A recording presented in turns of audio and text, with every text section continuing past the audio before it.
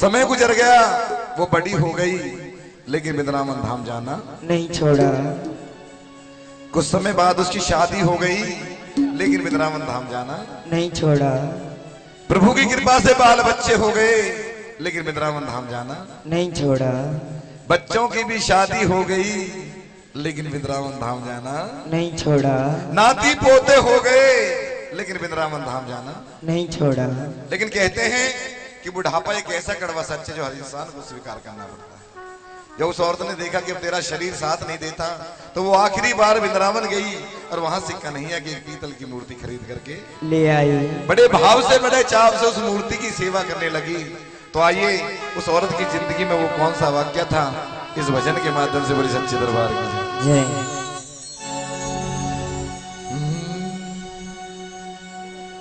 भगत के वश में है भगवान। और मीठा मीठा बजाना, मीठी मीठी तालियां बजानी से।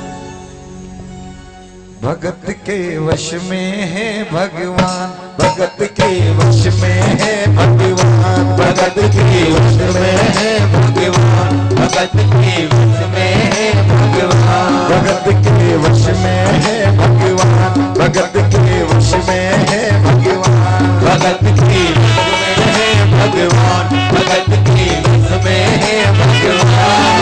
ओ भगत बिना कुछ भी नहीं है, भगत है इसकी जान, भगत के वश में है भगवान, भगत के वश में है भगवान।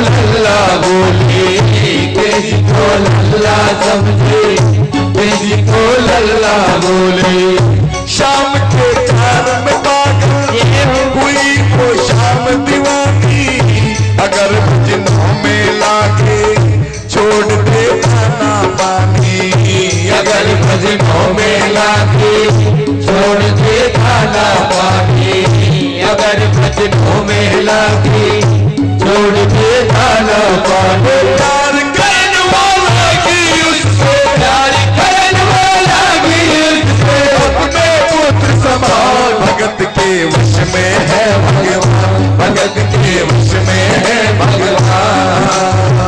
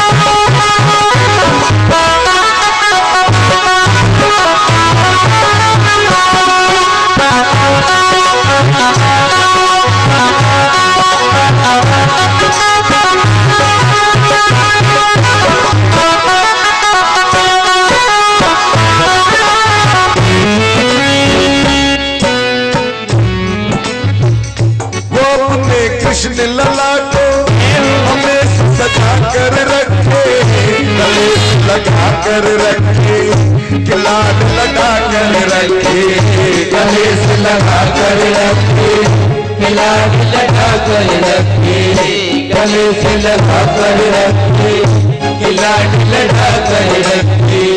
वो दिन में भाग के देखे, रात को जाग के देखे, कभी अपने कमरे से शाम को झांक के देखे, कब देखी, कभी अपने कमरे से शाम को जाकर देखी। हो अपनी जान से ज्यादा रखती, अपनी जान से ज्यादा रखती, अपने लल्ला का ध्यान भगत के वश में है भगवान, भगत के वश में है भगवान। समय अपनी गति से चलता रहता है। कुछ दिनों के बाद में घर में जन्माष्टमी का त्योहार था। उस दिन उस औरत की तबीयत संयोगवश बहुत खराब था। वो अपने बिस्तर से उठ भी नहीं पा रही थी।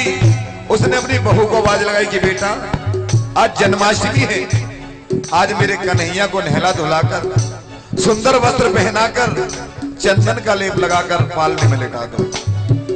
बहू जो कि एक जरूरी काम कर रही थी कंप्यूटर पर कहने लगी माँ अभी 2-3 घंटे लगेंगे, जब 2-3 घंटे के बाद मेरा काम हो जाएगा तब आपका काम में कर दूंगी।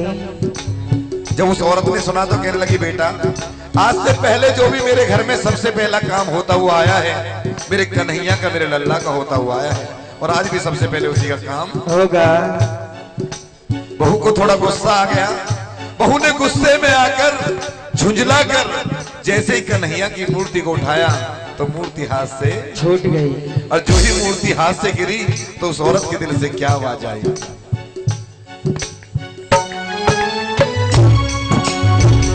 वो लल्ला लल्ला पुकारे आए क्या गलत किया रे, बुढ़ापा बिगड़ गया थी लाल मेरा कैसे गिरा रे, बुढ़ापा बिगड़ गया थी लाल मेरे कैसे गिरा रे, बुढ़ापा बिगड़ गया थी लाल मेरे कैसे गिरा रे।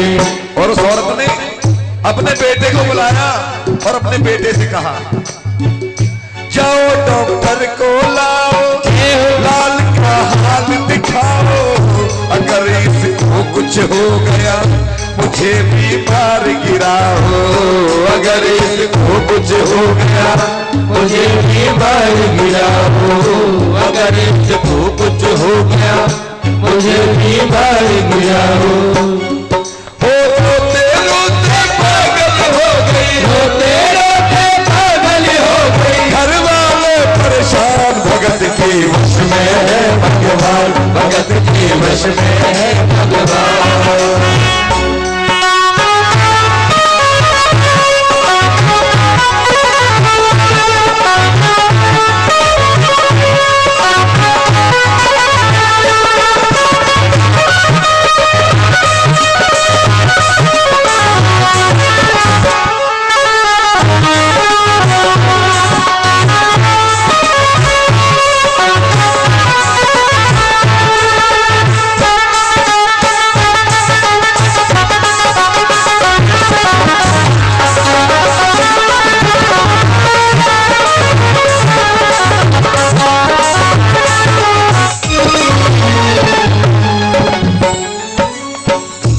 गुल्ला सुनकर पड़ोसी जमा हो गए।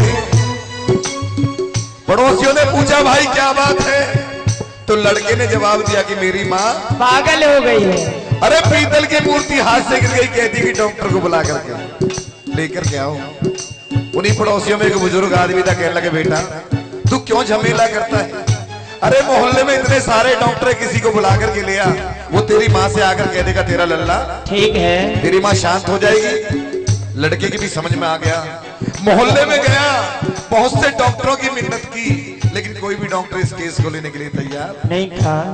बड़ी मुश्किल से एक डॉक्टर को तैयार किया कि डॉक्टर साहब मैं आपको दुगनी तिगनी फीस दूंगा, एक बार मेरे घर चलकर मेरी माँ से सिर्फ इतना कह दो कि तेरा लल्ला ठीक है। डॉक्टर भी लालच में आ गया, अपना ब्रीफकेस उठाया और उस लड़के के साथ उसके घर आ गया। और क्या हुआ, क्या हुआ,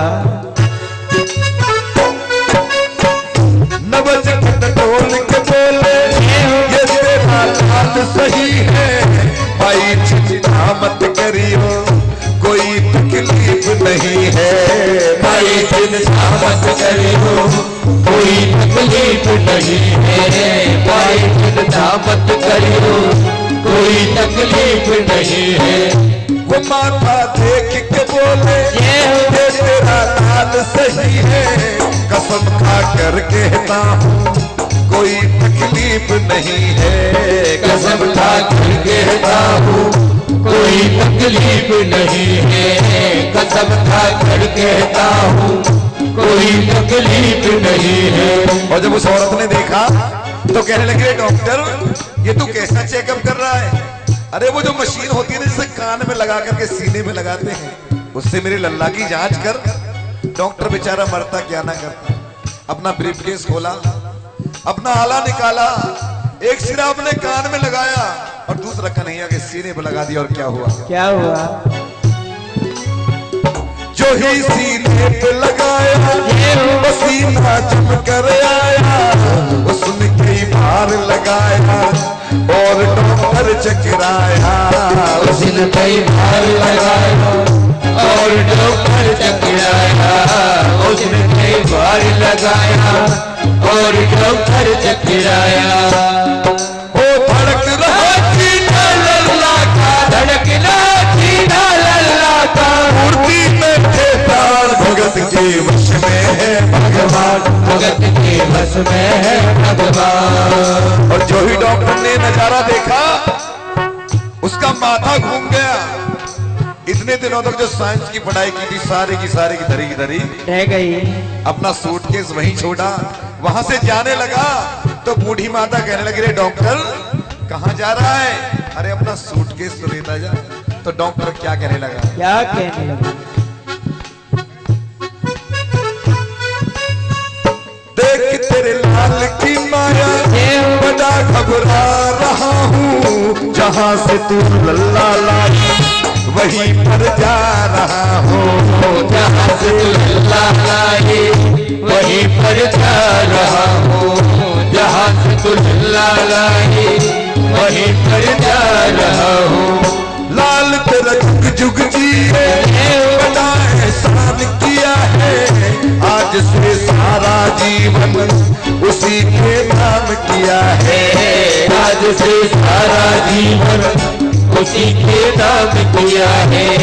आज से सारा जीवन उसी के नाम किया है। और उस डॉक्टर ने उस बुढ़िया के बेटे को बुलाया और बुढ़िया के बेटे से क्या कहने लगा?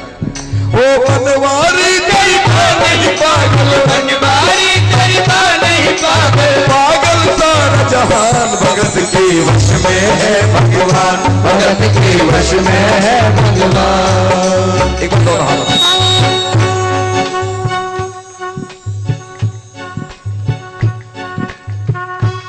मुझे अपने ही रंग में रंग दे मेरे यार साथ रे। अपने ही रंग में रंग ले मेरा यार साथ रे। ओ मेरे यार साथ रे, यार साथ रे। ओ मेरे यार साथ रे, यार साथ रे। मुझे अपने ही रंग में रंग दे मेरे यार साथ रे। अपने ही रंग में रंग ले मेरे यार साथ रे।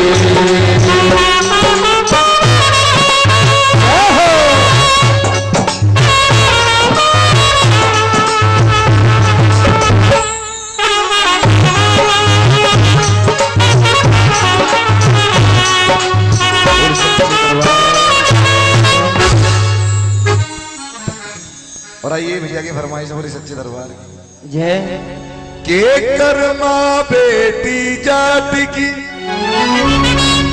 वो थी भोली नादान, कि भोला की पदरा के दे मेरे खाटू हारे श्याम।